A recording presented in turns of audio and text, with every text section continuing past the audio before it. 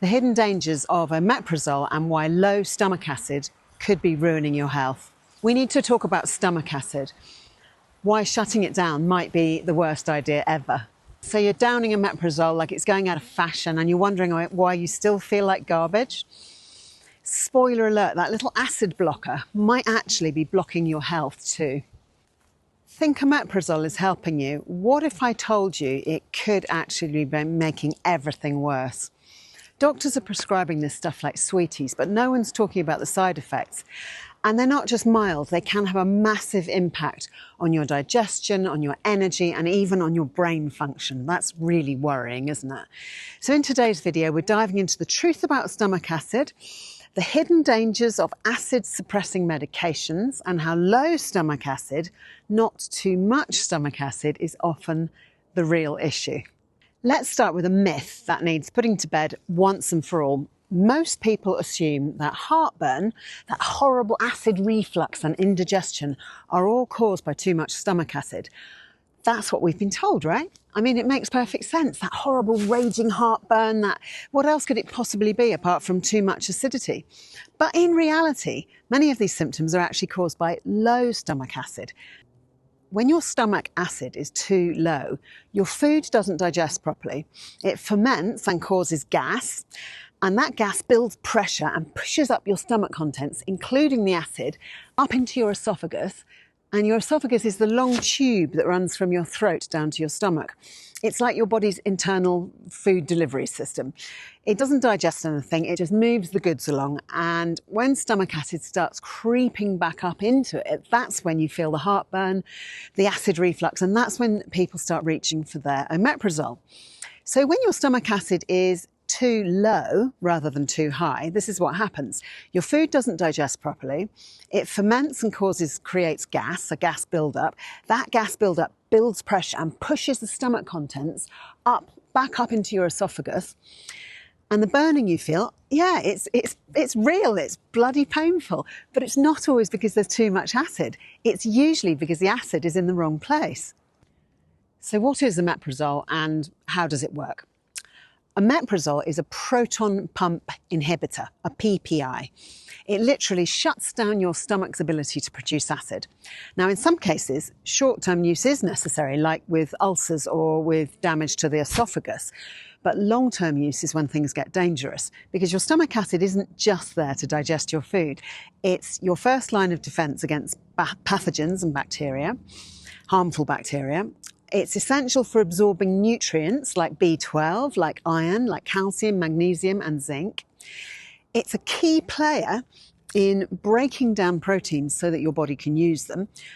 And if you shut that system down, everything else starts to fall apart. So it's really, really essential that your stomach has sufficient acidity to do all those jobs before the food is minced up into a fine liquid, which passes on into the next stage of digestion, which is into your small intestine. It's really essential that that acid is at a level that can do that job, do all those jobs for you.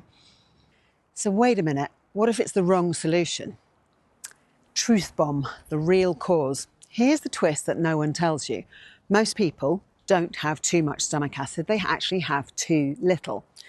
That might sound a bit bonkers, right? I mean, it feels like acid when it's in your esophagus and it's burning you. The burning, the bloating, the discomfort, it must be excess acid, right? And so many times people have said to me, oh, I've got too much stomach acid. In many cases, especially as we get older, your stomach acid becomes too alkaline, not acidic enough to break down your food properly. So the food then just sits there much longer than it should do, for hours in some cases. I noticed this a couple of years back when I started trying to increase my own daily protein intake. It just felt like I'd eat my breakfast and I just feel like it stayed there in my stomach for the rest of the day. And as one woman described it to me this week, it feels like I swallowed a cow. So the food just sits there for hours and hours, and this pops up often when people try and make changes to their diet. So people try and improve their diet by adding more protein in, and then they just can't, their bodies can't cope with it. So they give up and they go back to eating the way they were eating before. Because the food ferments, it bubbles, it builds pressure, it pushes that acid right back up into the esophagus where it absolutely does burn you. And yes, you feel the acid, you're not making it up. But again, it's not because you have too much, it's because it's in the wrong place. It's because you don't have enough to do the job properly in the first place. And guess what omeprazole does? It shuts down production of stomach acid, which might feel like short-term relief, but it's setting you up for long-term problems. So what is the real cost of blocking your stomach acid?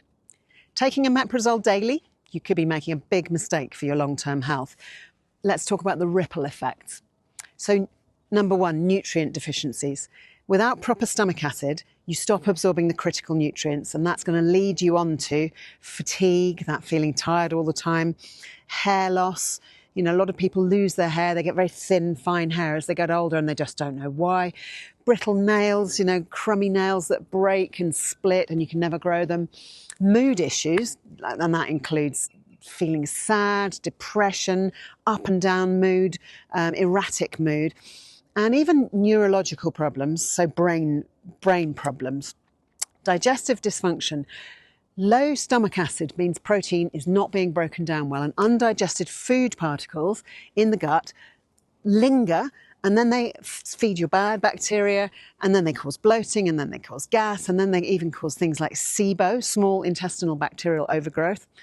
You can get gut infections from low stomach acid, because without sufficient stomach acid to kill the invaders, the harmful bacteria and parasites that you may be ingesting with your food or from the environment, they then have a free pass to get into your digestive tract because you haven't killed them off in that acid bath that they should have dropped into when they first went into your stomach. Also, weakened immunity. Since a huge part of your immune system is located in the gut, and this chain reaction can seriously compromise your overall health. Think about how older people get more infections and then they get infections that just kill them. You know, it can be that serious. Things that you would have just got over when you were younger, as you get older, they become more and more dangerous to you. So what's the alternative? And let's be clear, I'm not telling you to throw your meds in the bin. Always work with a health care provider.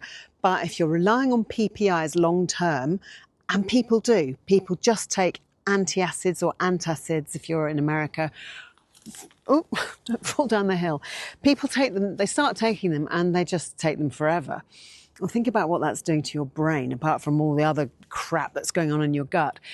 So if you're relying on them long term, it might be time to really take a good look at the root cause symptoms or the root cause of your symptoms.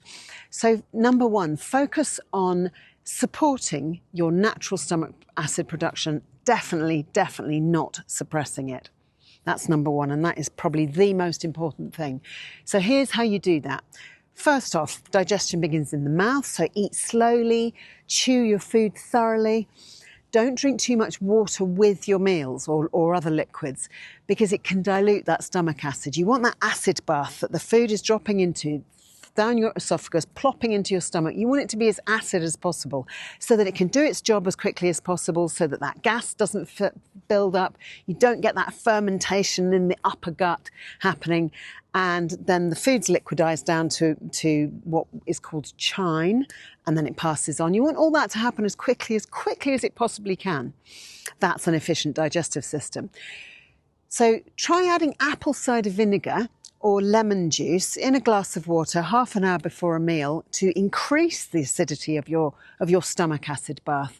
And also you can try digestive bitters. Now you can buy digestive bitters. You can watch my video on how to make them. They're really easy to make, and then you know exactly what's in it, and you can make them from herbs, and it's a completely natural product. I'll put a link at the end of this video if you want to watch that video. It's not a blockbuster, it's just 5 minutes about how to make digestive bitters using natural ingredients. Or supplements like betaine HCI, but only take those with guidance. You can also take things like ox bile. It's another natural supplement that will help supplement your own digestive juices. Reduce your sugar and reduce your processed food intake. So reduce the junk, because that will feed the wrong type of bacteria in your gut. And also consider a low carb or lower carb diet or an animal-based diet, which can reduce gut inflammation massively. That's how I healed my gut, was I just came off all the starches and I just ate real foods, real single ingredient foods, included more animal foods, animal meats in my diet, meat and fish, and I healed my gut. I took away all the inflammation. Personally, shifting my perspective on stomach acid was a game changer for me.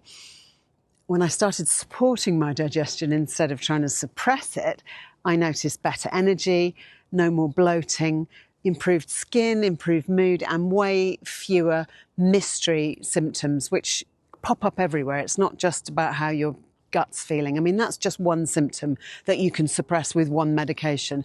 Then there's all the other things, the knock-on effects, which you may not have even made the link between. It wasn't overnight, but it was, for me, it was transformational. So it's really, really vital to get it right in your gut, get it right in your stomach. So let me ask this to you. Let me ask you this again. Are you wrecking your health every day without even realizing it? Blocking your stomach acid might seem like a quick fix, but in the long run, it's going to cause you more harm than good. So if you've been relying on omeprazole or Rennies or any other antacids, any other products which are designed to reduce your stomach acid, start thinking about the bigger picture and digging deeper into how you can improve the overall situation and stop relying on these type of drugs, because they are causing you more harm. Oh, I thought that was a deer. Because they're causing you more harm than good. Hit the like button if this gave you a new perspective. Subscribe for more videos that help you take your own health into your own hands. And if you want more behind the scenes stories and subscriber only tips, please join my email community. There's a link in the description below. Your gut is the foundation of your health, so you really need to protect it, nourish it and support it. If you've enjoyed this video, check out the video here on how to make your own digestive bitters, and this one might interest you as well. And hopefully I will see you next time. Thanks again for watching, and bye for now.